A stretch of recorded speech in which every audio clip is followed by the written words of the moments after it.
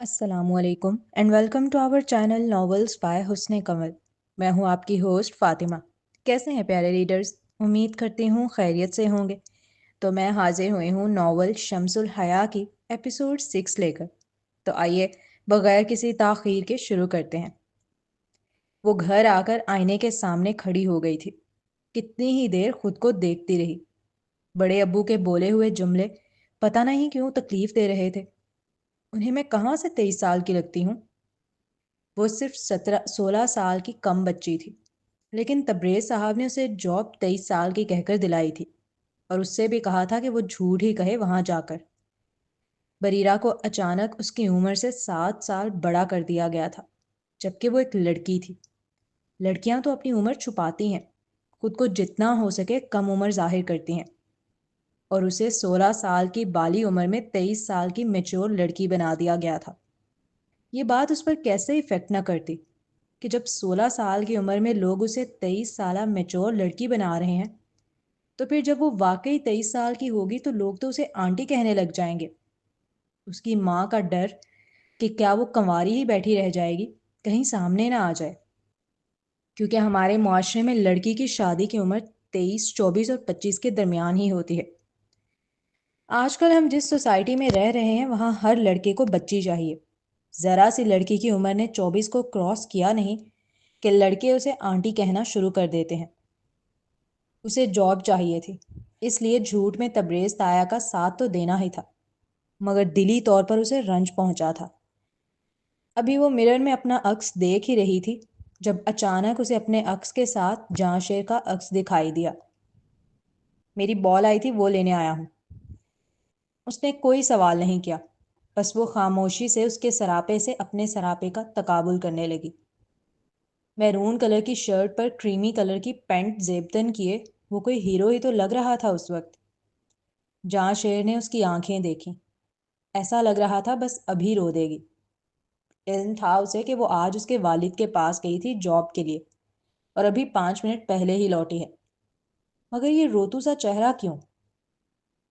اس لڑکی کے کچھ نہ پوچھنے کے باوجود بھی جہاں شیر نے اپنے آنے کی وجہ خود بتائی، تاکہ وہ اس خوشگمانی میں مبتلا نہ ہو کہ وہ اس کے پیچھے چلا آیا ہے.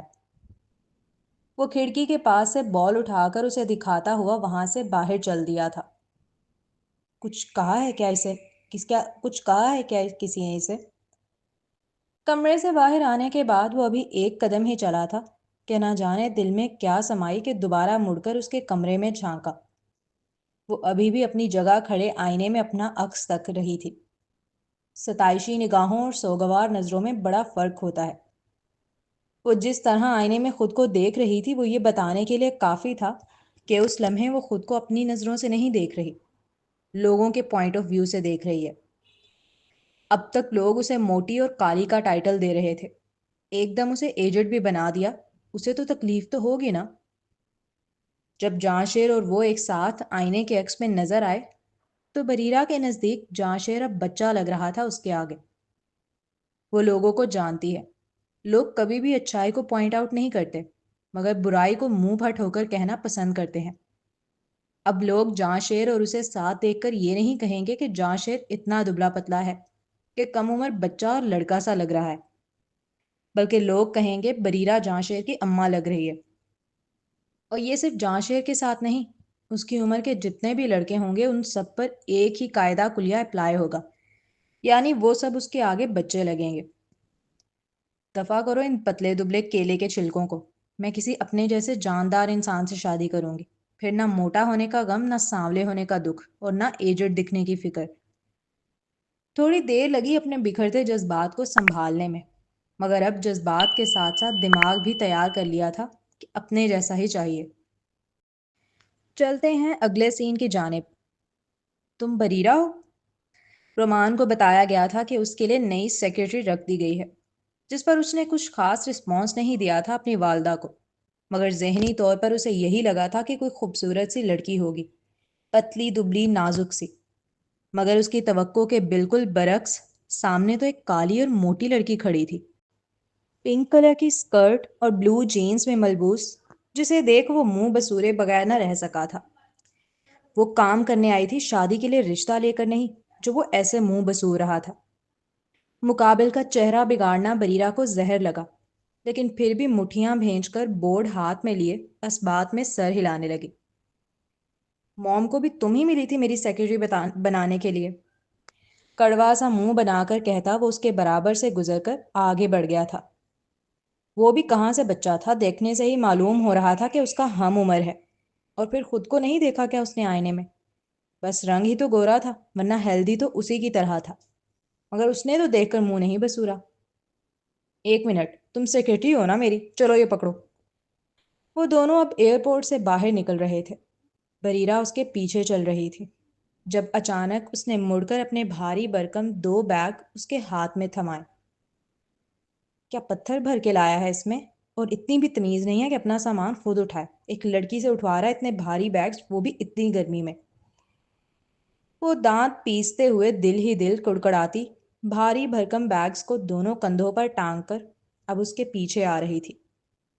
دھوپ کافی تیز تھی، اس لیے کمر پر پسینے کی بوندیں ڈھلتی وہ محسوس کر سکتی تھی۔ ڈرائیور نے بھی شاید اس سے کوئی بدلہ ہی لیا تھا، جو گاڑی اتنی دور پارک کی تھی کہ چلتے چلتے اس کے پاؤں دکھ گئے تھے۔ کتنی لیزی ہو تم، تھوڑا تو جلدی چلو۔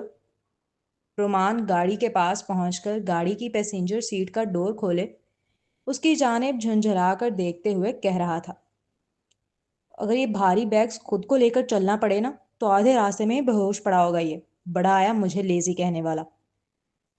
بریرہ کو وہ رومان نامی امیر زادہ ایک آنکھ نہیں بھا رہا تھا اب۔ بدتمیز۔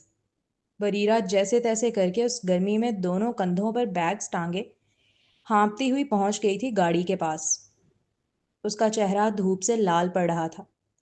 چونکہ رومان گاڑی کا ڈور کھولے کھڑا تھا، اس لیے بریرہ کا یہی گمان تھا کہ وہ اس کے انتظار میں کھڑا ہے۔ جیسے ہی وہ گاڑی کے ڈور کے پاس پہنچی اندر بیٹھنے کی نیت سے، اگلے ہی پل رومان نے تیزی سے گاڑی میں بیٹھ کر ڈور کلوز کر دیا، وہ بھی اس کے ڈائریکٹ منہ پر۔ کیونکہ اس کا عمل اچانک اور ان ایکسپیکٹڈ تھا، اس لیے بریرہ چونک کر ایک قدم پیچھے ہوئی۔ بیگز پیچھے ڈگی میں رکھ کر تم ڈرائیور کے ساتھ آگے بیٹھو۔ کھڑکی کو نیچے کر کے اب وہ نہایت مغرور انداز میں کہہ رہا تھا۔ اوکے۔ رومان اس کا ہم عمر ہی تھا، وہ چاہتا تو دوستانہ انداز میں بات کر سکتا تھا، مگر پتہ نہیں کیا سمجھ رہا تھا خود کو۔ اتنا مغرورانہ انداز اور حاکمانہ لہجہ کہ بریرہ کو وہ پہلی ملاقات میں ہی زہر معلوم ہوا، کیونکہ اسے پہلے ہی بتا دیا گیا تھا کہ بچہ بہت بدتمیز ہے، اور اس کے باوجود اس نے اس جاب کے لیے خود ہاں کہا تھا، تو اب تو اسے برداشت کرنا ہی کرنا تھا۔ اوکے سر بولو۔ ابھی بریرہ نے دانت پیستے ہوئے اوکے کہا ہی تھا کہ مقابل ڈیمانڈنگ لہجے میں تیزی سے بولا۔ بریرہ نے گہرا سانس لیا۔ وہ دھوپ میں کھڑی تھی، بھاری بھرکم 2 بیگز اٹھائے۔ بجائے اس کا احساس کرتا کہ وہ لڑکی ہے اور اپنے ڈرائیور سے کہتا کہ بیگز رکھ دو ڈگی میں، الٹا اس سے کہہ رہا تھا اوپر سے اوکے سر جیسی فالتو ڈیمانڈز الگ۔ اوکے سر خون کا کڑوا گھونٹ ہی تھا جو اس لمحے اس لڑکی نے پیا تھا۔ بلکہ نہیں، سر تھوڑا اور لگے گا، تو مجھے ماسٹر بولو۔ دھوپ کا کالا چشمہ آنکھوں سے اتار کر اپنی شرٹ میں لگاتے ہوئے اب وہ بریرہ سے ایک نئی ڈیمانڈ کرنے لگا۔ بریرہ جذبز ہو کر کچھ لمحے اس کا چہرہ دیکھنے لگی، بس نہیں چل رہا تھا کہ اس کی گردن مروڑ ڈالے۔ گوری انڈے جیسی رنگت، سیاہ نشیلی آنکھیں، بھرے گال، تھوڑا ہیلدی تھا وہ مگر خوبصورت وے میں۔ ناک کھڑی لگتی اگر گال بھرے نہ ہوتے۔ ہونٹ اس قدر سرخ تھے جیسے ابھی تازہ تازہ خون پی کے آ رہا ہو۔ اوکے ماسٹر، چہرے پر مصنوعی مسکان سجائے، سارا غصہ اپنے اندر اتارتے ہوئے نہایت تحمل سے گویا ہوئی۔ جاؤ اب رکھو بھی، دیر ہو رہی ہے، نہایت جھنجھلا کر کہتے اب وہ اپنا سیل نکال رہا تھا پاکٹ سے۔ بریرہ بیگز ڈگی میں رکھ کر آنے کے بعد ڈرائیور کے ساتھ فرنٹ پیسنجر سیٹ پر بیٹھی۔ ابھی گاڑی سٹارٹ بھی نہیں ہوئی تھی کہ پیچھے سے آنے والے سگریٹ کے دھوئیں نے بریرہ کی ناک کو ہٹ کیا۔ اس نے تیزی سے پلٹ کر پیچھے کی جانب دیکھا تھا، جہاں رومان اسے سگریٹ جلا کر کش لگاتا ہوا نظر آیا۔ اس کے گھر میں کوئی سگریٹ نہیں پیتا تھا، حتیٰ کہ اس نے کبھی اپنے پورے خاندان میں کسی کو سگریٹ پیتے نہیں دیکھا۔ اس لیے رومان کا اتنی کم عمر میں سگریٹ پینا اسے بہت برا لگا۔ مقابل کے سگریٹ پینے کی وجہ سے وہ پوری گاڑی میں سگریٹ کی بدبو ہو گئی تھی، جس کے سبب بریرہ کو دھانس لگنے لگی، جبکہ ڈرائیور بالکل پرسکون ہو کے گاڑی چلا رہا تھا۔ یقیناً وہ عادی تھا۔ رومان دیکھ چکا تھا کہ بریرہ کو دھانس لگ رہی ہے اس کے سگریٹ پینے سے، اس کے باوجود اس نے مکمل اگنور کیا۔ بریرہ کی کیا مجال کہ وہ اسے کچھ کہہ سکتی، اس لیے ناک پر ہاتھ رکھ کر باہر کی جانب دیکھنے لگی۔ جیسے تیسے کر کے وہ سفر گزرا۔ فیٹی، بریرہ کو پہلی ذمہ داری رومان کو لانے کی سونپی گئی تھی، جو اسے عروج بیگم کی مینیجر نے فون پر انفارم کر دیا تھا۔ گاڑی سے اتر کر ابھی وہ 2 قدم ہی چلی تھی جب رومان کی آواز اس کے کانوں کی سماعت سے ٹکرائی۔ پیٹی! وہ نہیں رکی۔ یہ دیکھ رومان نے پھر آواز لگائی، فیٹی میں تم سے بات کر رہا ہوں۔ اسے نہ رکتے دیکھ اس بار رومان کی آواز میں تھوڑا غصہ آ گیا تھا۔ موٹی بھینس! جب اس نے 2-3 بار نہیں سنا تو چوتھی بار وہ غصے سے چیخا، اور اس بار اس نے فیٹی کا لفظ استعمال نہیں کیا۔ اس بار اس نے وہ لفظ استعمال کیا جو مقابل کو تکلیف دینے کا سبب بنے۔ بریرہ نے اپنی مٹھیاں بھینچ لیں، لیکن رکی پھر بھی نہیں۔ جب تک وہ اس کا نام عزت سے نہیں لے گا تب تک وہ بھی مڑ کر دیکھے گی نہیں اس کی جانب، پھر چاہے کچھ بھی بلاتا رہے۔ اکڑ کتنی ہے اس موٹی میں! گارڈن میں کھڑا مالی ہو یا کار سے نکلنے والا ڈرائیور یا وہاں چلتے پھرتے دیگر ملازمین، سبھی یہ منظر بڑی حیرت سے دیکھ رہے تھے۔ کس میں ہمت تھی رومان بابا کی آوازوں کو اگنور کرنے کی، جو وہ نئی آنے والی لڑکی پہلے دن ہی کر رہی تھی؟ تمہیں آوازیں دے رہا ہوں، سنائی نہیں دے رہا کیا؟ پہلے ہی اسے شدید جھنجھلاہٹ ہو رہی تھی اس لڑکی کو دیکھ کر۔ نہ شکل تھی نہ فگر تھا، نہ ہی ذرہ برابر بھی خوبصورت لگی تھی اس کے دل کو۔ اوپر سے اتنا ایٹیٹیوڈ کہ اس کی آواز کو اگنور کر کے جا رہی تھی۔ وہ کیسے جذبز نہ ہوتا؟ اس کا تو خون جل گیا تھا بری طرح۔ کار پر زور سے لات مارتا تیزی سے چل کر اس کی جانب آیا۔ بریرہ نے محسوس کر لیا تھا کہ وہ اس کی جانب آ رہا ہے، لیکن پھر بھی انجان بنی رہی، یہاں تک کہ مقابل نے آ کر اس کا بازو پکڑ کر اپنی جانب فورس کے ساتھ موڑا۔ آپ نے مجھے آواز دی؟ کب؟ نہایت خوبصورت اور انجان سی مسکراہٹ چہرے پر سجائے معصومانہ انداز میں سوال کیا، جیسے اسے واقعی پتہ نہ ہو کہ مقابل نے کب آواز دی۔ اور پلیز اپنے ہاتھ دور رکھ کر بات کریں مجھ سے۔ اگلے ہی پل نہایت کانفیڈنس کے ساتھ اپنے الٹے ہاتھ سے اس نے رومان کا ہاتھ اپنے بازو سے ہٹا کر نیچے کی جانب جھٹکا۔ تم زیادہ ہوشیار نہ بنو میرے سامنے۔ وہ مزید اس کے قریب آ کر نہایت غراتے ہوئے گویا ہوا۔ میں ہوشیار نہیں بن رہی، میں نے واقعی اپنا نام نہیں سنا آپ کے منہ سے۔ جتنا قریب اس لمحے وہ بریرہ کے کھڑا تھا، اگر اس کے علاوہ کسی اور ملازم کے ہوتا تو یقیناً وہ تھر تھر کانپنے لگتا، لیکن وہ لڑکی، وہ تو نڈر بن کے کھڑی تھی اس کے سامنے۔ کوئی خوف نہیں تھا اس کی آنکھوں میں، اوپر سے جرت انتہا کی کہ آنکھوں میں آنکھیں ڈال بات کر رہی تھی۔ وہ شدید جھنجھلا گیا تھا اس سے، بس نہیں چل رہا تھا اٹھا کر خود باہر پھینک کر آئے۔ بریرہ محسوس کر چکی تھی اس کی وہ جو اکتاہٹ اور حد سے زیادہ جھنجھلاہٹ ہے، وہ اس کے موٹاپے اور سانولی رنگت کو لے کر ہے، ورنہ ملاقات کو ابھی وقت ہی کتنا ہوا ہے جو وہ اتنا بری طرح ٹریٹ کر رہا ہے اسے۔ فیٹی، یہی تمہارا نام ہے آج سے، میں تمہیں فیٹی بلایا کروں گا۔ اب وہ دانت پیس کر جتاتے ہوئے اعلانیہ کہہ رہا تھا۔ تمہیں مجھ سے شادی کرنی ہے؟ بریرہ کے اچانک سوال پر مقابل کی آنکھیں حیرت سے پھیلیں۔ کیا؟ وہ نا سمجھی سے سٹپٹا کر بولا۔ تو پھر کیوں جاہل مردوں کی طرح باڈی شیمنگ کر رہے ہو؟ وہ کام کرنے آئی تھی اس کے پاس، شادی کرنے تھوڑی جو وہ اس کی باڈی شیمنگ میں لگا ہوا تھا۔ اس کی صورت اور رنگ اور قد اور وزن کا کام سے کیا تعلق بھلا؟ تم مجھے جاہل بول رہی ہو؟ مقابل کا پارا ہائی ہوا تھا۔ تم بھی تو مجھے فیٹی بول رہے ہو؟ وہ بھی آنکھوں میں آنکھیں ڈال گررائی، مگر چہرے پر مسکان کو سجائے رکھا۔ کیونکہ تم فیٹی ہو، رومان خاصا جتاتے ہوئے بولا۔ تو پھر تم بھی ایک جاہل ہو جسے ایک لڑکی سے بات کرنے کی تمیز تک نہیں ہے۔ جہاں ہر جملے کے ساتھ رومان کا ٹیمپریچر بڑھ رہا تھا، وہیں بریرہ بالکل ایسے بات کر رہی تھی جیسے موسم کا حال بتا رہی ہو۔ اس کے لہجے میں کہیں سے بھی غصہ نہیں چھلک رہا تھا. وہ خاصا مسکرا مسکرا کر جواب دے رہی تھی، جس کے سبب رومان کی مزید تپ رہی تھی. لڑکی، خوش فہمی تو دیکھو، چلتا پھرتا بلڈوزر ہو تم، آنٹی کہیں کی. ابھی تک تو بریرہ خود کو نارمل رکھنے کی کوشش کر رہی تھی، لیکن یہ جو مقابل نے آخری لفظ کہا تھا نا، آنٹی، بس یہ لفظ اس کے غصے کے ٹریگر کو دبا گیا تھا. تم کون سا کہیں کے شہزادے لگتے ہو؟ سگریٹ کا دھواں اڑا کر خود کو کول سمجھ رہے ہو، موٹے انکل کہیں کے. تم نے مجھے انکل کہا؟ ایک وقت موٹا کا لقب وہ پھر برداشت کر لے، مگر انکل، یہ کچھ زیادہ نہیں ہو گیا تھا؟ رومان کے تو جیسے ایک طرف چڑھ رہی تھی اور دوسری اتر رہی تھی. وہ نہایت گررا کر کہتا اس کے مزید قریب آیا، تو تم نے بھی تو مجھے آنٹی کہا نا؟ وہ شیرنی بھی کہاں پیچھے ہٹنے والی تھی. وہ بھی گررا کر آنکھوں میں آنکھیں ڈال ایک قدم اور قریب آ کر بولی. اب وہ دونوں اتنے قریب کھڑے تھے کہ ایک قدم اور آگے بڑھائیں تو ناک مس ہو جائے.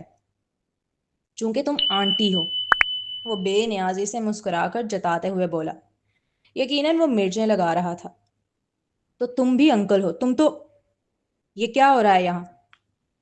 ابھی بریرہ اسے ٹکا کے جواب دیتی، اس سے قبل ہی رومان کی والدہ عروج بیگم آ کر ان دونوں کو حیرت سے کتے بلی کی طرح لڑتے ہوئے دیکھ ڈپٹ والے لہجے میں استفسار کرنے لگی. بریرہ کو خاص طور پر رومان کو سنبھالنے کے لیے بلایا گیا تھا، مگر وہ تو ان کے بیٹے کے ساتھ بچوں کی طرح لڑ رہی تھی. یہ فیٹی بدتمیزی کر رہی ہے مجھ سے، رومان تیزی سے اپنی ماں سے شکایتی لہجے میں بولا. بے شرم ہونے کی بھی کوئی حد ہوتی ہے. کتنے ڈٹائی سے اپنی ماں کے سامنے اسے فیٹی کہہ رہا تھا. رومان، تمیز سے بات کرو، بڑی ہیں تم سے. عروج بیگم فوراً ہی ڈپٹ بھرے لہجے میں بولی. یہ مجھ سے بڑی ہے؟ رومان کو جیسے حیرت ہوئی. اسے تو وہ اپنی ہم عمر ہی لگی تھی. جی ہاں، وہ بھی پورے 7 سال. آپ ہی بولو انہیں، اور عزت سے بات کرو ان سے. عروج بیگم کے ڈیمانڈنگ لہجے میں کہتے ہی بریرہ تھوڑا اکڑ کے کھڑی ہوئی کہ چلو بیٹا، جھکنے کی باری آئی ہے تمہاری. ہو ہی نہ جائے فیٹی مجھ سے بڑی، ذرا شناختی کارڈ دکھانا. رومان کسی صورت ماننے کے لیے تیار نہیں تھا کہ وہ لڑکی اس سے عمر میں بڑی ہے. یہ جاب تو اسے اپنے تایا کی وجہ سے ملی تھی، ورنہ اگر واقعی اس کے ڈاکیومنٹس وغیرہ جمع کروائے جاتے تو اس کا جھوٹ فوراً پکڑا جاتا. رومان، بہیو یور سیلف، اور سوری بولو آپ ہی کو. اب کہ عروج بیگم نے کھا جانے والی نگاہ سے گھورتے ہوئے کہا تو وہ تھوڑا سیدھا ہوا. آپ ہی؟ اسے آپ ہی بلایا ہرگز نہیں. ناک سے مکھی اڑانے والے انداز میں کہتا وہاں سے چل دیا تھا. یہ لڑکا بھی نا. عروج بیگم کا انداز بہت تھکا ہارا سا تھا، جیسے وہ اس لڑکے سے پہلے ہی عاجز ہوں. اس کی طرف سے میں آپ سے معافی مانگتی ہوں بریرہ. امید کرتی ہوں کہ آپ اس کی باتوں کو دل پر نہیں لیں گی. وہ بچہ ہے ابھی. عروج بیگم اپنے بیٹے کی جانب سے نہایت معذرتی لہجے میں معافی مانگ رہی تھیں. بریرہ کو تو یہی حیرت ہوئی کہ بڑے لوگ معافی بھی مانگتے ہیں، ورنہ اس نے تو کبھی اپنے خاندان میں غلطی کرنے کے باوجود بڑوں کو معافی مانگتے نہیں دیکھا. اور امیر رشتہ داروں کی تو پوچھو ہی نہ. وہ تو سیدھے منہ بات نہ کریں، معافی مانگنا تو بہت دور کی بات ٹھہرا. لیکن وہ اتنی امیر و کبیر خاتون ہو کر اس سے معافی مانگ رہی تھی، تو یہ پھر ان کا بڑا پن ہی تھا. اٹس اوکے، میں نے برا نہیں مانا، بچہ ہی تو ہے.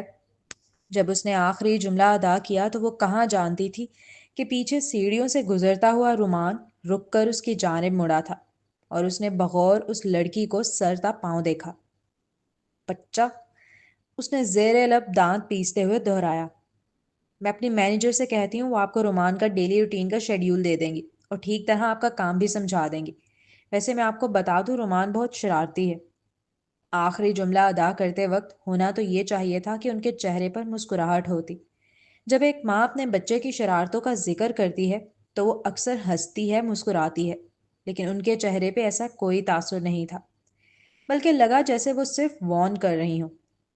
عروج بیگم کی مینیجر اسے پورا کام سمجھانے کے بعد خود اسے لے کر اوپر والی منزل پر پہنچی، جہاں رومان کا روم تھا. انہوں نے دروازہ آہستگی سے نوک کیا. شاید رومان بابا نہا رہے ہیں، میں تمہیں اندر لے چلتی ہوں. بس اتنا کہہ کر اس نے دروازہ کھولا ہی تھا کہ پنچنگ بیگ ڈائریکٹ آ کے ان کی ناک پر زور سے لگا، اور وہ اگلے ہی پل پیچھے کی جانب دھڑام کر کے گری. یہ سب کچھ لمحوں میں ہوا تھا. بریرہ تو دیکھتی کی دیکھتی رہ گئی۔ 2-3 لمحے لگے اسے سمجھنے میں کہ ہوا کیا ہے، اور پھر وہ تیزی سے انہیں اٹھانے کی جانب بھاگی۔ ان کی ناک سے خون نکل رہا تھا۔ یہ رومان بابا اور ان کی شرارتیں۔ وہ 35 سالہ لیڈی اپنی ناک سے خون صاف کرتے ہوئے سر پکڑ کر اٹھی۔ بریرہ نے ان کی مدد کی تھی اٹھنے میں۔ پہلا جھٹکا جہاں اسے اس جمپنگ بیگ سے لگا، وہیں دوسرا جھٹکا اس لیڈی کا جملہ سن کر لگا جو وہ بے بسی سے ادا کر رہی تھی۔ شرارت؟ وہ اسے شرارت کہہ بھی کیسے سکتی تھی؟ وہ زخمی ہو گئی تھی، ان کی چوٹ آئی تھی۔ اوہ، تم تو بچ گئیں، مگر کوئی نہیں، مزہ پھر بھی بہت آیا۔ رومان اچانک وہاں آ کر جب ہنستے ہوئے بولا تو بریرہ اسے بے یقینی سے تکنے لگی۔ تم پاگل واگل ہو کیا؟ تمہیں نظر نہیں آ رہا ان کے خون نکل رہا ہے؟ تمہاری ماں کی عمر کی ہیں یہ۔ بریرہ مزید خود پر کنٹرول نہیں رکھ سکی تھی۔ اس کے روبرو کھڑے ہو کر اب وہ دانت پیستے اور مٹھیاں بھینچے ایک ایک لفظ نہایت غصیلے لہجے میں ادا کر رہی تھی، مگر مقابل کب سن رہا تھا؟ اس نے خاصا لاپرواہی کے ساتھ اپنے الٹے ہاتھ کی سب سے چھوٹی انگلی کو کان میں ڈال کر مسلنا شروع کر دیا تھا، جو اس کی کوفت کو ظاہر کر رہا تھا۔ پہلے تو تم خود بڑوں سے بات کرنا سیکھو۔ جیسے ہی بریرہ خاموش ہوئی، اگلے ہی لمحے مقابل نے اس کا بازو پکڑ کر اپنی جانب جھٹکے سے کھینچا۔ اس جھٹکے کے نتیجے میں اب وہ اتنا قریب کھڑی ہو گئی تھی کہ دونوں کے شوز ایک دوسرے سے ٹچ ہو گئے تھے۔ اچانک رومان کے یوں قریب ہونے پر اس کی سانس لمحہ بھر کے لیے اٹکی۔ اس دنیا میں عمر میں بڑوں کی عزت نہیں ہوتی، اسٹیٹس میں بڑوں کی ہوتی ہے۔ وہ ایک ایک لفظ چبا چبا کر جتاتے ہوئے ادا کر رہا تھا۔ سمجھی فیٹی؟ اور اگلے پل اس کی آنکھوں میں چھایا ہوا غصہ غائب ہو گیا، اور وہ مسکراتے ہوئے بریرہ کے سیدھے گال پہ الٹے ہاتھ سے تھپ تھپا کر اس کا بازو چھوڑتے ہوئے خود ہی ایک قدم پیچھے ہو گیا۔ اس سیاہ آنکھوں والے نوجوان کے نزدیک وہ مقابل کو سمجھا چکا تھا کہ کن بڑوں کی عزت کرنی ہوتی ہے۔ اگر عقل مند ہے تو دوبارہ اس کے سامنے آواز بلند کرنے کی غلطی نہیں کرے گی۔ اب کیا وہیں پتھر کی مورت بنی کھڑی رہو گی؟ اندر آؤ اور میرے کپڑے نکال کر دو، مجھے چینج کرنا ہے۔ وہ دیکھ سکتا تھا اس لڑکی کے بھینچے ہوئے ہونٹوں کو، لیکن وہ اس کے غصے کو کب خاطر میں لا رہا تھا؟ اس کے کمرے میں جاتے ہی بریرہ نے گہرا سانس لیا اور خود کو ٹھنڈا کرنے کی کوشش کی۔ وہ شخص جب سے ملا تھا صرف اس کا ٹیمپریچر ہی بڑھا رہا تھا۔ اپنی ماں کی عمر کی عورت کو تکلیف پہنچانے کے باوجود اس نے معافی مانگنے تک کی زحمت نہیں کی تھی۔ اتنا بے حس اور بدتمیز انسان تھا وہ۔ میں ایک مشورہ دیتی ہوں، اگر پیسوں کی زیادہ ضرورت نہیں ہے تو یہ کام چھوڑ دو اور کہیں اور ڈھونڈ لو۔ عروج بیگم کی مینیجر آہستگی سے اسے سمجھانے والے انداز میں کہتی وہاں سے چلی گئی تھی۔ وہ انہیں کیا بتاتی؟ پیسے کی ہی تو سب سے زیادہ ضرورت ہے اسے اس وقت۔ اس کے والد کے ڈائلسس کی وجہ سے ان کے مالی حالات شروع سے ہی بہت خراب تھے۔ پھر رہا سہا جہاں شیر نے اپنا بینک اکاؤنٹ بنوا لیا، جس کی وجہ سے جو دادی انہیں جہاں شیر کی پاکٹ منی میں سے پیسے دیا کرتی تھیں وہ بھی بند ہو گئے۔ کچھ وقت تک تو دادی نے سنبھال لیا، لیکن جیسے ہی اس کے والد مرے، دادی نے یہ کہنا شروع کر دیا اس کی والدہ سے کہ وہ اپنے میکے چلی جائیں۔ وہ چلی جاتی اگر پیچھے کوئی سہارا ہوتا۔ ان کا ایک ہی بھائی تھا اور وہ بھی شادی شدہ، ماں باپ تھے نہیں، کس کے سہارے جا کر بیٹھے، وہ بھی اپنی جوان بیٹی کو لے کر۔ جب پیسوں کی زیادہ ضرورت پڑنا شروع ہوئی تو یاسمین خاتون نے دادی سے پیسے مانگے کہ گزر بسر کرنے کے لیے کچھ تو دیں، ایسے تو زندگی نہیں چلے گی۔ کیونکہ یاسمین خاتون ان کے لاکھ کہنے کے باوجود واپس اپنے میکے نہیں جا رہی تھیں، اس لیے وہ مجبور ہوئیں اپنے بیٹوں سے ان کے لیے پیسوں کی بات کرنے پر، جس پر اریب تایا کی جگہ طیبہ تائی نے یہ جواب دے کر ہاتھ جھاڑ لیے کہ ان کی بیٹی کی شادی ہونے والی ہے، وہ اس کے لیے جہیز جمع کرے گی، جبکہ تبریز تایا نے انہیں پیسے بھیجنا شروع کر دیے۔ تبریز تایا ان دونوں ماں بیٹی کے حساب سے اچھی رقم بھیج دیتے تھے، وہ بھی ہر مہینے، تو گزر بسر اچھا چل رہا تھا اور چلتا رہتا اگر افطار پارٹی میں سے یہ نہ پتہ چلتا ان کی بیگم سے کہ وہ انہیں اپنی زکوٰۃ کے پیسے دیتے ہیں۔ انہوں نے یہ بات سب کے سامنے کہی تھی، جس کی وجہ سے اس کی اور اس کی والدہ کی پورے خاندان کے سامنے بوٹیاں کٹنے لگیں۔ اگر آپ کسی کو اپنی زکوٰۃ کے پیسے دے بھی رہے ہو تو کیا ضروری ہے پورے خاندان کے سامنے اس کا ڈھنڈورا پیٹنا؟ لوگوں کی حقارت والی نظریں گویا جو کہہ رہی ہوں، یہ تو زکوٰۃ کے پیسے کھا رہی ہیں ماں بیٹیاں۔ وہ بھولتی نہیں تھی، یہی وجہ تھی کہ وہ جلد سے جلد اپنے پاؤں پر کھڑی ہونا چاہتی تھی۔ وہ اسکول کی پڑھائی کے ساتھ ہی جاب کرنا سٹارٹ کر دیتی، مگر یہ کہاں ممکن تھا۔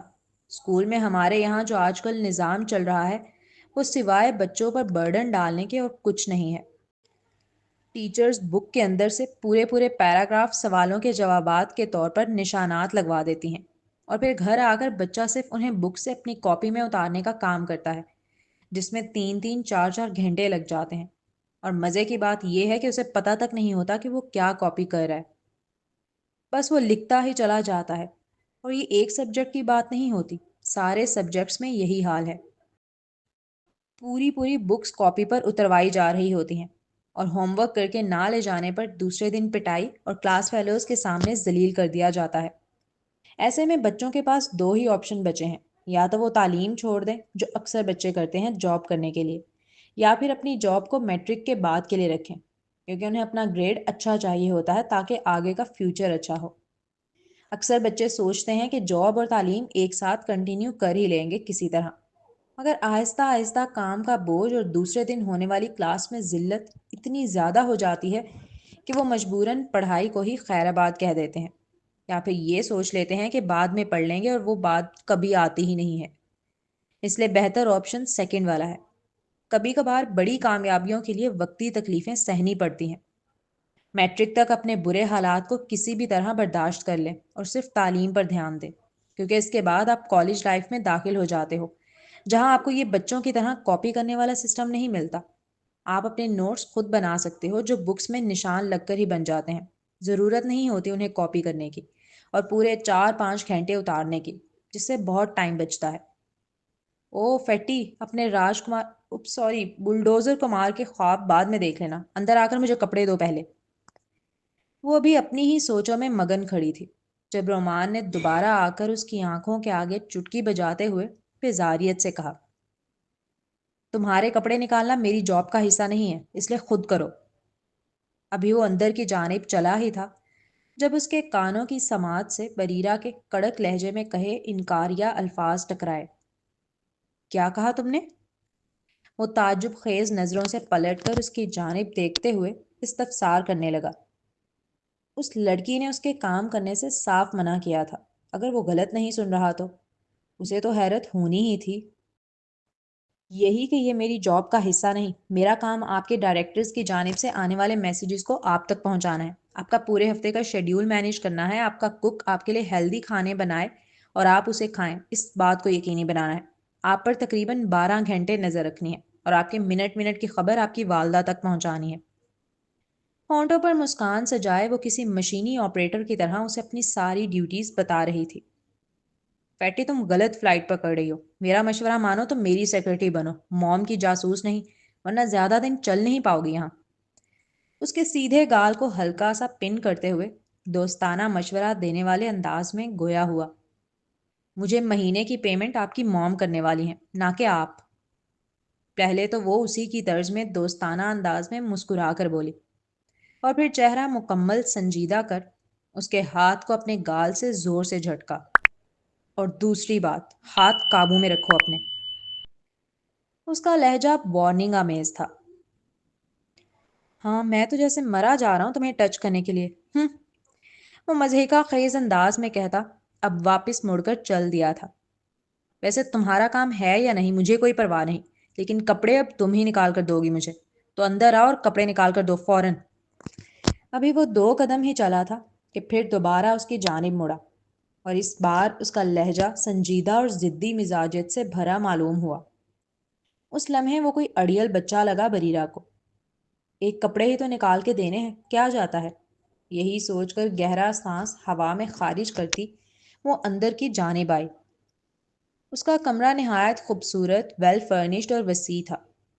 گول بیڈ اتنا خوبصورت تھا کہ بریرہ کچھ لمحے تو صرف اس کا بیڈ دیکھتی رہی، اور پھر بیڈ کے پیچھے لگی بڑے سے فریم میں اس کی تصویر کو۔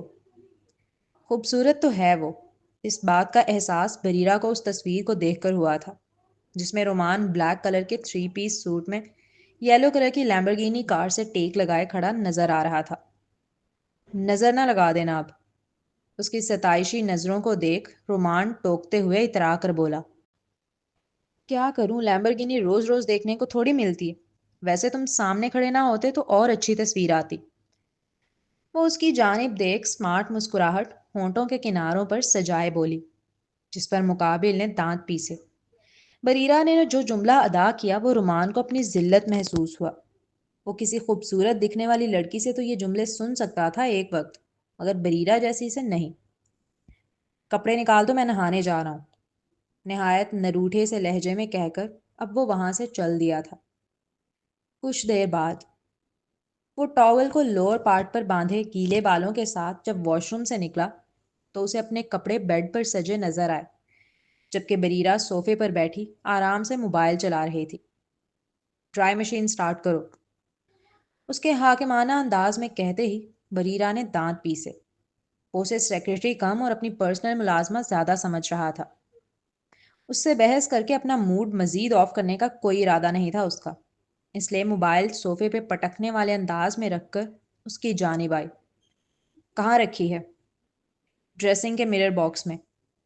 اس کی ڈریسنگ بھی کافی خوبصورت تھی اور ڈریسنگ کے برابر میں ایک پوری مرر والی باکسز سے بنی الماری کھڑی تھی۔ اسے کھول کر بریرہ نے ڈرائی مشین نکالی۔ سٹارٹ کر دی ہے، کر لو آ کر۔ وہ ڈرائی مشین کا پلگ سوئچ میں لگا کر سٹارٹ کرنے کے بعد اسے ڈریسنگ ٹیبل پر رکھ کر اعلانیہ کہتی صوفے کی جانب جانے لگی۔ او ہیلو، کیا مطلب کر لو آ کر؟ تم کرو گی، جلدی آؤ۔ اب جب وہ بیڈ پر بیٹھتے ہوئے حاکمانہ انداز میں گویا ہوا تو بریرہ اس کا چہرہ دیکھنے لگی۔ اب یہ حد ہو رہی تھی۔ میں تمہارے بال ڈرائی کروں؟ تم چھوٹے بچے ہو کیا؟ ہاتھ نہیں ہے تمہارے پاس؟ اب وہ دونوں ہاتھ بھرم سے فولڈ کرتی اس کی جانب دیکھ سختی سے بولی، پیٹی آنٹی ڈونٹ سے کہ تمہیں میرے قریب آنے سے نروس فیل ہو رہا ہے۔ رومان کو تو جیسے موقع چاہیے تھا اسے تنگ کرنے کا، فوراً ہی اٹھ کر اس کے نزدیک آیا۔ گھوری رنگت، گیلے بال، سرخ ہونٹ، شرٹ لیس بندہ، اوپر سے نہایت قریب آ کر شرارت سے آنکھوں میں جھانکتے ہوئے پوچھ رہا تھا۔ مقابل کھڑی جان نے تو نروس ہونا ہی تھا۔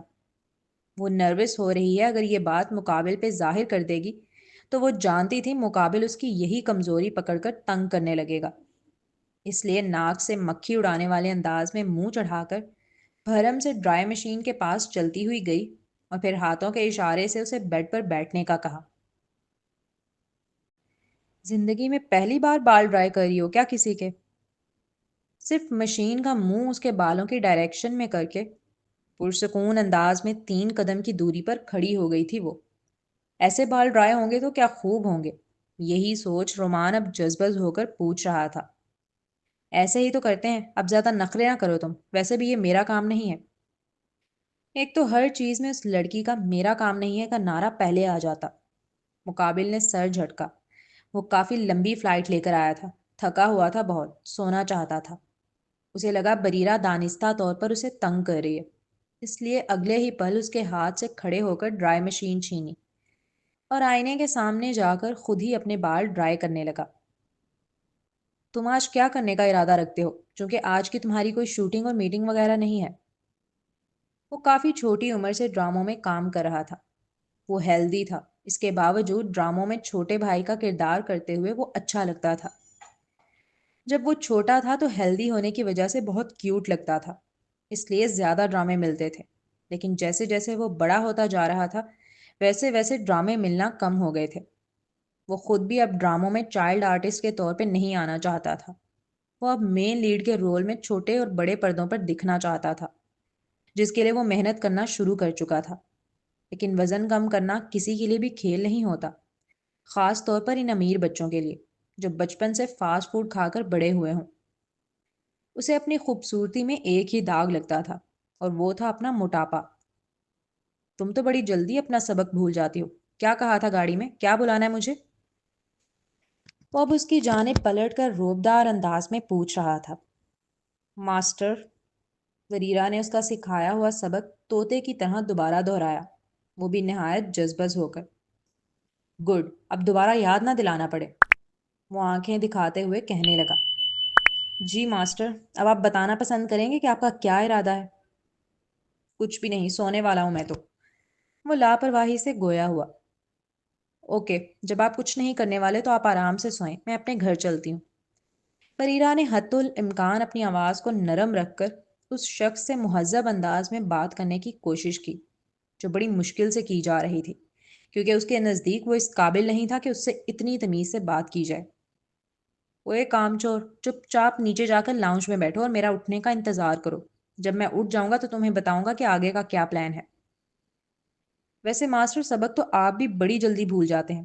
اگر آپ کو یاد ہو تو آپ کی والدہ نے آپ کو بتایا تھا میں عمر میں آپ سے بڑی ہوں، آپ کو مجھے آپ ہی بولنا چاہیے۔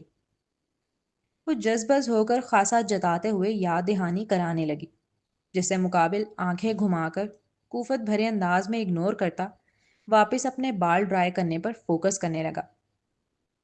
کل اپنا برتھ سرٹیفکیٹ لے کر آنا، کیونکہ شناختی کارڈ تو تمہارے پاس ہوگا نہیں، میں بھی تو دیکھوں کتنی بڑی ہو تم مجھ سے۔ وہ ابھی دروازے تک پہنچی تھی جب پیچھے سے رومان کی آواز اس کی کانوں کی سماعت سے ٹکرائی، جسے ہوا میں اڑاتی وہ کمرے سے نکل گئی تھی۔ کمرے سے نکلنے کے بعد اس نے گہرا سانس لیا اور اپنی مٹھیاں کس کے بھینچی، جیسے ڈھیروں غصہ اپنے اندر پیا ہو۔ جس کے ساتھ کچھ گھنٹے گزارنا مشکل ہو رہا ہے، اس کے ساتھ مسلسل کام کیسے کرے گی وہ؟ بدتمیز انکل کہیں کا، منہ ہی منہ بڑبڑاتی اب وہ سیڑھیوں سے اتر رہی تھی، اس بات سے بے خبر کہ وہ پہلی لڑکی ہے جو رومان کے کمرے سے پہلی ملاقات کے بعد صحیح سلامت نکل کر آ رہی ہے۔ عروج بیگم لاؤنج میں ہی بیٹھی ہوئی میگزین پڑھ رہی تھی جب انہوں نے بریرہ کو نیچے آتے دیکھا۔ وہ مسکراتے ہوئے آ کر ان کے سامنے بیٹھی، جس پر وہ حیرت سے بریرہ کو دیکھنے لگی۔ اور کیوں کرنا دیکھتی؟ رومان نے نہ تو اس لڑکی کی ناک پھوڑی تھی، نہ اسے کرنٹ لگایا تھا، نہ کھجلی کا پاؤڈر ڈالا تھا، نہ اپنی کسی نئی شرارت کا نشانہ بنایا۔ ایسا نہیں ہے کہ وہ بریرہ کی عمر بھانپ نہیں پائی تھی، وہ پہلی نظر میں ہی جان گئی تھی کہ وہ 23 سال کی لڑکی نہیں ہے، چھوٹی ہے بہت، مگر انہوں نے اسے رومان کے ساتھ لڑتے ہوئے دیکھا تھا، اور یہ پہلی بار تھا کہ کوئی جاب کے لیے آئی ہوئی لڑکی رومان سے ٹکر کا لڑ رہی ہو۔ مگر وہ اس بات کو بالکل نظر انداز نہیں کر رہی تھی کہ ان کے بیٹے نے اس لڑکی کے ساتھ نرمی برتی ہے جو کسی نہ کسی بڑے طوفان کا اندیشہ ہو سکتی تھی۔ رومان اتنا سیدھا نہیں ہے کہ وہ کسی لڑکی کو اس پر ہائر کریں گے اور وہ چپ چاپ اسے اپنے ساتھ رکھ لے گا۔ یقیناً اس کے دماغ میں کچھ چل رہا ہے۔ سیکرٹری کی جاب تو دراصل صرف ایک اوپری کور کا ٹائٹل تھا، اصل میں تو وہ صرف اپنے بیٹے پر نظر رکھواتی تھی، اور یہ بات رومان اچھے سے جانتا تھا۔ دوسری جانب اس لڑکی کے کمرے سے جاتے ہی رومان نے نہایت کڑوا سا منہ بنایا۔ موم بھی نا کس کس کو اٹھا کر جاب پہ رکھ لیتی ہیں۔ اس کے لہجے میں بڑی حقارت تھی یہ جملہ ادا کرتے وقت۔ اب اگلا سین۔ اور جاب کا پہلا دن کیسا گزرا؟ اس کے گھر میں داخل ہوتے ہی رافع نے مسکرا کر پوچھا۔ کچھ مت پوچھو، نہایت ہی بگڑیل بچہ ہے وہ، ہل کر پانی بھی نہیں پیتا خود سے، پر سے اتنا بدتمیز کہ حد نہیں۔ بریرہ نے نہایت کڑوا سا منہ بنا کر جواب دیا، جس پر رافع مسکرانے لگا۔ امیروں کے بچے بگڑے ہوئے ہی ہوتے ہیں، تمہیں برداشت کرنا پڑے گا۔ صدام کو ہی دیکھ لو، لاسٹ ٹائم افطار پارٹی میں کتنی بدتمیزی کر رہا تھا وہ چاچی تبریز صاحب کی بیوی سے، لیکن مجال ہے وہ کچھ بول رہی ہوں، بس پاگلوں کی طرح ہنسے چلی جا رہی تھی بچہ ہے کہہ کر، جبکہ اگر ہماری اماں ہوتی تو انہوں نے تو چپل اتار کر دھائیں دھائیں مچا دینی تھی سب کے سامنے، اور اگر کوئی بالفرض ترس کھا کر یہ کہتے ہوئے بچانے آ جاتا کہ بچہ ہے تو اسے بھی ایک دو چپلیں ٹکا دیتی۔ بریرہ نے اس کی بات سے مکمل اتفاق کیا تھا۔ مڈل کلاس فیملی سے تعلق رکھنے والی ماؤں کو اپنے بچوں پر بڑے ہونے کے بعد نظر رکھنے یا رکھوانے کی ضرورت نہیں پڑتی، چونکہ وہ بچپن سے اپنے بچوں کو صحیح غلط کی تمیز سکھاتی ہیں۔ ایسا نہیں ہے کہ ہمارے یہاں لاڈ پیار نہیں ہوتا، لیکن ماما ماما کہہ کر ہر وقت گلے سے چپکا نہیں جاتا، کیونکہ ہماری مائیں سکھاتی ہیں کہ یہ گلے ملنا اور چپکنا محبت نہیں ہوتا، کہنا ماننا اور عزت کرنا محبت ہوتا ہے۔ آ گئی تم، کیسا رہا پہلا دن؟ وہ لاؤنج میں داخل ہوئی تو سب سے پہلے سوال کرنے والا معظم تھا۔ وہ الگ بات ہے کونے میں بیٹھا جاں شیر بھی انٹرسٹڈ تھا جاننے میں۔ ہاں، اس نے سیل پر سے نظر نہیں ہٹائی تھی، مگر کان بریرہ کی جانب بھی لگے ہوئے تھے۔ بہت مشکل، وہ تھکے ہارے انداز میں کہتی ہوئی صوفے پر بے جان ہو کر گری تھی۔ ہاں، مفت خوروں کے لیے تو مشکل ہی ہوگا محنت سے کما کر کھانا۔ جہاں شیر نے بغیر چہرہ اٹھائے طنز کا زہریلا تیر چلایا۔ جہاں باقی سب کو اس کی یہ بات بہت چبھی تھی، وہیں معظم سمجھ گیا تھا کہ وہ صرف اپنی موجودگی ظاہر کر رہا ہے بریرہ کو، اور یہ اس کا طنزیہ جملہ ہی تھا جس نے بریرہ کو بتایا کہ وہ بھی یہیں بیٹھا ہوا ہے۔ پورے دن رومان کو برداشت کرنے کے بعد جاں شیر کو سہنے کا حوصلہ نہیں بچا تھا اس میں، اس لیے فوراً ہی اٹھ کر اوپر کی جانب بڑھ گئی۔ جاں شیر کا خون جل گیا تھا اس کے یوں اگنور کر کے جانے پر۔ وہ کتنا ہی اسے اکسا لے مگر وہ لڑتی ہی نہیں تھی، لڑنا تو دور اس کی جانب دیکھتی تک نہیں تھی۔ میرے ہی ڈیڈ کی مدد سے جاب لے کر مجھے ہی اکڑ دکھا رہی ہے، احسان فراموش کہیں کی۔ باقی سب اپنے اپنے کاموں میں مصروف ہو گئے تھے، جبکہ وہ بیٹھا دل ہی دل کڑے چلے جا رہا تھا۔ اور کیوں کرنا کڑتا؟ وہ کب سے بیٹھ کر انتظار کر رہا تھا کہ وہ آئے تو پھر وہ باتوں ہی باتوں میں پکنک جانے کا تذکرہ چھیڑے، چونکہ اس کے واپسی کے دن قریب آ گئے تھے۔ تو جی جناب، یہ تھی آج کے ایپیسوڈ۔ رائٹر کا نوٹ پڑھ کے سنا رہی ہوں آپ لوگوں کو۔ میں پہلے ہی وارن کر رہی ہوں، پانی والی گن خرید لی ہے میں نے۔ سیدھے سیدھے لائکس، کمنٹس اور سبسکرائب کر دیں ورنہ فائر کھول دینی ہے میں نے۔ تو جی، یہ تھا رائٹر کی طرف سے آپ سب کے لیے ایک چھوٹی سی کیوٹ سی دھمکی۔ اب چلتے ہیں ریویو کی جانب۔ تو آج کی ایپیسوڈ اچھی تھی۔ رومان مجھے وہی بچہ لگ رہا ہے جو بچپن میں، مطلب ان کا جو پاسٹ تھا اس میں بھی دکھایا تھا کہ باہر گئی تھی یہ تو وہاں پہ ملا تھا، تو اس نے بولا تھا کہ کتنی روندو ہے یہ، تو شاید یہ وہی بچہ ہے۔